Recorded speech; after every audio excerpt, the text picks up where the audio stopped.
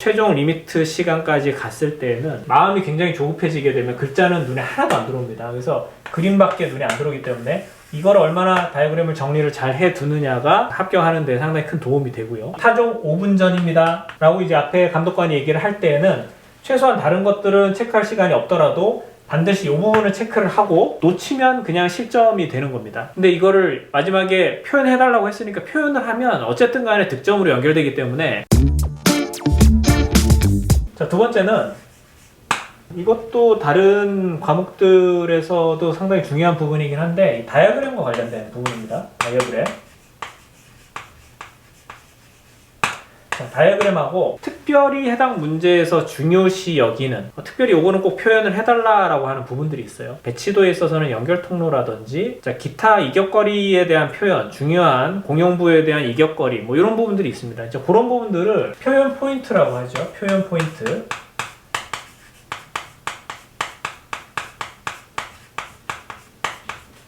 자, 이런 표현 포인트, 그러니까 특별히 요거는 꼭 표기를 해달라라고 이렇게 제시를 한 부분들은 각각이 이제 점수입니다. 각각의 개별 점수가 있는 겁니다. 자, 그게 뭐 2점이 됐든 3점이 됐든 5점이 됐든 뭐 10점이 됐든 간에 하나하나가 다 개별 점수화되는 부분이기 때문에 놓치면 그냥 실점이 되는 겁니다. 근데 이거를 마지막에 표현해달라고 했으니까 표현을 하면 어쨌든 간에 득점으로 연결되기 때문에 이 주석하는 점수라고 볼 수도 있겠고요. 물론 뭐 정확하게 전체적인 배치가 크게 틀어지게 됐을 때는 뭐 초반에 이제 아예 바로 채점 바운더리에서 이제 벗어나는 경우도 발생을 하겠지만 전반적으로는 크게 뭐 벗어나지 않는 틀에서 답안을 작성했다라고 하면 마지막에 이런 요소들이 하나하나가 빠졌느냐 들어갔느냐가 이 합격과 불합격을 규정짓는 그런 요소가 될 수도 있기 때문에 상당히 중요하다라고 볼 수가 있죠. 자, 그래서 이제 이런 부분들을 놓치지 않는 것이 중요하다. 이 다이어그램 같은 경우는 이 문제로 계속해서 돌아올 수 있는 시간이 없어요. 아까 두 번 정도 이렇게 정독을 한다라고 했을 때 이 다이어그램을 그리는 시간에 충분한 시간을 들이고 그 시간을 아까워해서는 안 된다라는 것이고, 자, 이것은 글자를 읽는 것보다는 자, 누구나 이 그림을 보는 것이 훨씬 빠르고 시인성이 빠른 거죠. 인지성이 용이하기 때문에 상당히 이 부분이 중요하고, 나중에 우리가 답안을 작성할 때도 결국은 이 글자를 보는 것보다는 그림을 보면서 빠르게 그림을 보면서 이 체크해 나가는 부분이기 때문에 이 다이어그램 그리는 데 시간을 아깝다라고 생각을 해서는 안 되고요.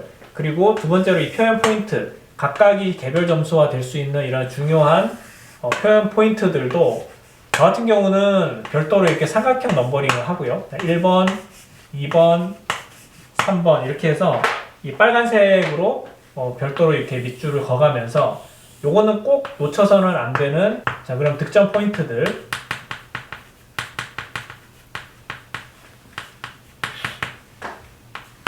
자, 그리고 득점 포인트라고 이제 체크를 해뒀다가 타종 5분 전입니다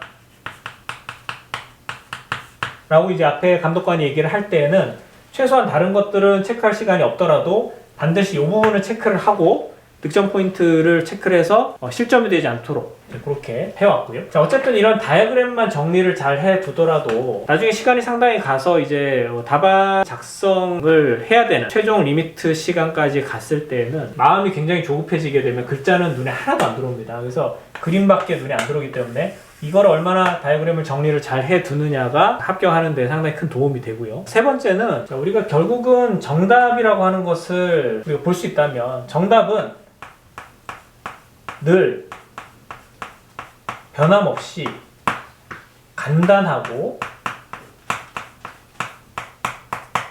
명료합니다. 자, 이게 특징입니다.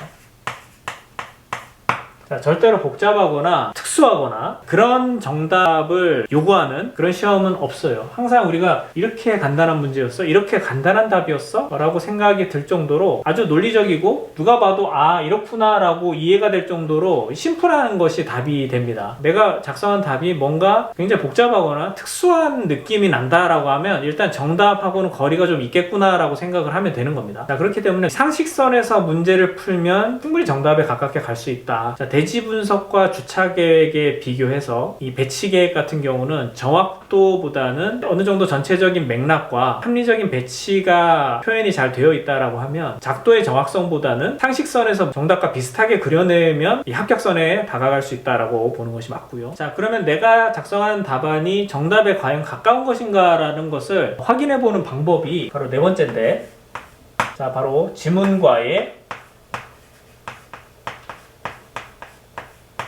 1:1 대조입니다. 대조. 자, 여기서 중요한 게 이 어설프더라도 이 초안을 작성을 하는 것이 중요합니다. 뭔가 틀리더라도 우선은 틀린 대안이라도 한번 대안을 작성해 보는 것. 얼마나 빨리 끊어내는가. 일단은 먼저 작성된 대안을 가지고 1:1 대조를 해볼 수가 있겠죠. 지문과 대조를 했는데 뭔가 틀린 부분이 발생을 했다.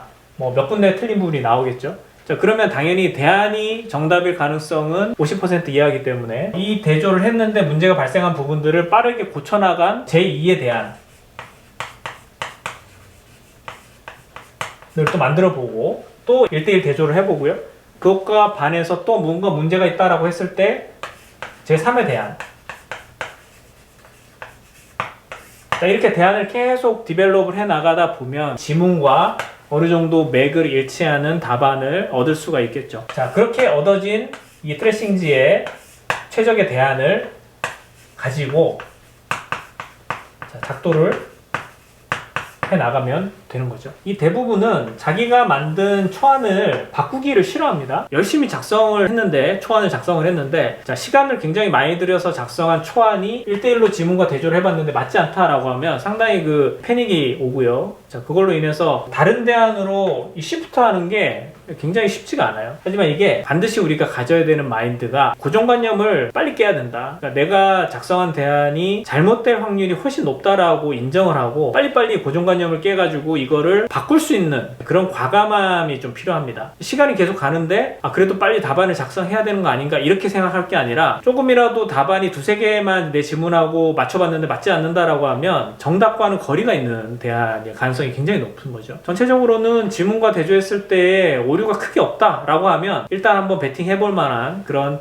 대안이라고 볼 수 있기 때문에 그런 대안이 나오기 전까지는 충분히 대안 검토를 하는 것이 어설프게 빨리 대안을 확정해가지고 작도의 시간을 많이 들이는 것보다는 훨씬 이게 낫다는 거죠. 그렇기 때문에 초기에 빠른 대안 작성, 그리고 그 대안이 잘못됐을 경우에는 빠르게 고쳐나갈 수 있는 그런 용기가 필요하고요. 이전 대안을 과감히 수정할 수 있는 그런 용기를 가지는 것이 필요하다. 그리고 자, 1:1로 이제 지문과 대조를 했는데 크게 틀린 것이 없다라고 하고 이제 시간이 어느 정도 뭐 크게 여유가 없다라고 하면 이제 그다음부터는 이제 과감하게 작도를 하면 됩니다.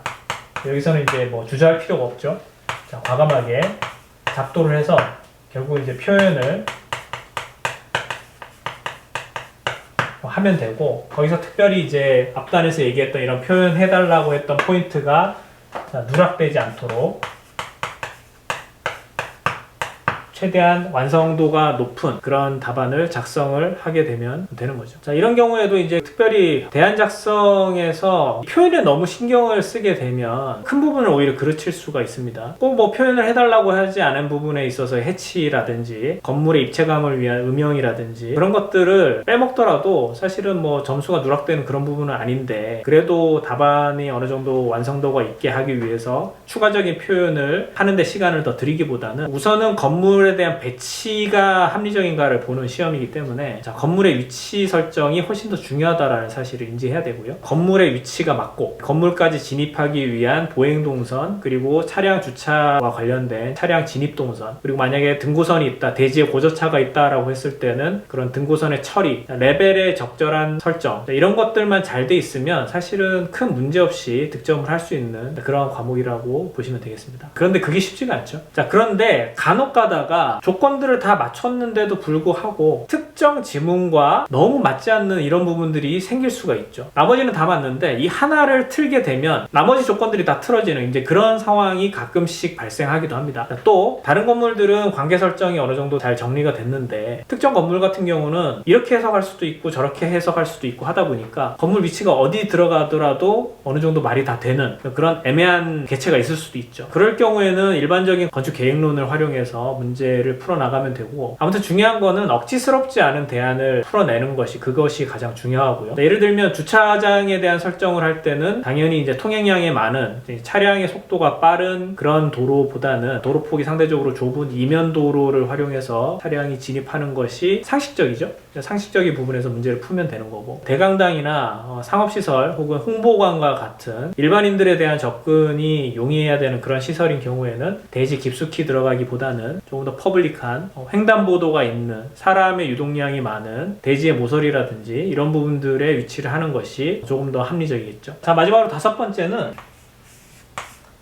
자, 중요한 것과